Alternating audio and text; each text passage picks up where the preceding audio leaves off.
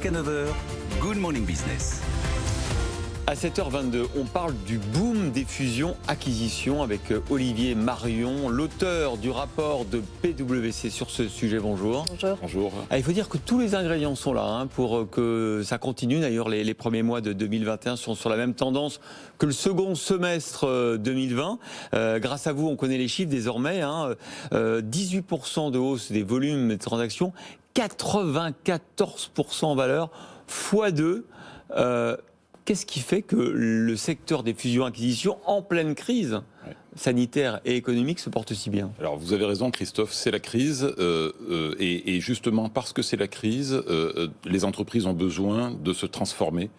Certaines ont besoin de se recentrer, certaines ont besoin de céder des activités et d'autres ont des moyens pour consolider les secteurs. Et puis les entreprises ont besoin de se transformer sur des grandes tendances de fond qui sont la transformation digitale, qui sont la décarbonation, qui sont les investissements technologiques.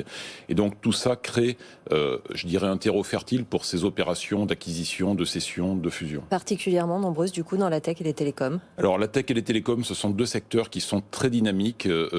La tech, donc il y a une croissance de 30% en volume sur le second semestre 2020, près de 100% en valeur. Et puis les télécoms, un peu moins fort en volume, 15%, mais 300% de croissance de valeur, avec 3 méga deals qui sont réalisés à travers le monde, et donc qui donnent cette dynamique sur ces secteurs. Alors sans grande surprise, après la crise, ces secteurs sont des besoins quasi vitaux pour les entreprises qui ont vu qu'il fallait investir, qu'il fallait se développer et accélérer leur transformation. Et il faut dire aussi qu'il y a beaucoup d'argent, beaucoup de liquidités, non seulement sur les marchés, mais dans la trésorerie des entreprises, qui quelque part se sont pour la plupart renforcées. En tout cas, ont pris de la sécurité pendant la crise. Absolument. Vous verrez dans l'étude, donc on a mesuré fin 2020, il y a 7,6 trillions de dollars de trésorerie dans le bilan des entreprises.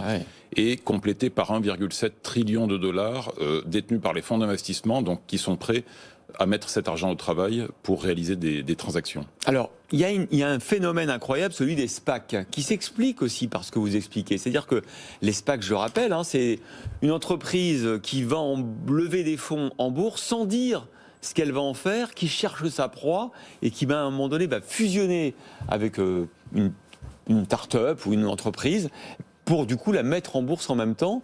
C'est un peu un chèque en blanc qu'on donne aux investisseurs des SPAC, parce qu'on leur fait une confiance absolue, et puis parce que effectivement on est tellement avide d'investir dans des entreprises porteuses qu'on est prêt à leur donner l'argent les yeux fermés. Alors le chèque en blanc, non, je vous reprends simplement, c'est un chèque en blanc mais qui est quand même focalisé donc, sur un cahier des charges, sur un secteur d'activité donné.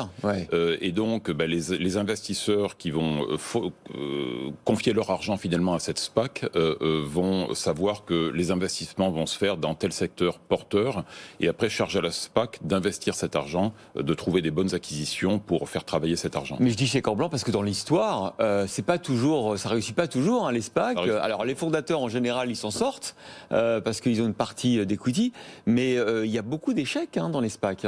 Alors c'est un phénomène qui a déjà quelques années aux États-Unis, qui est récent en Europe, et finalement c'est un équivalent. Moi je le compare au phénomène du capital investissement, des fonds d'investissement qui lèvent de l'argent pour ensuite l'investir. Simplement là, ce n'est pas de l'argent privé, finalement c'est de l'argent qu'on va lever sur les marchés boursiers. C'est ça.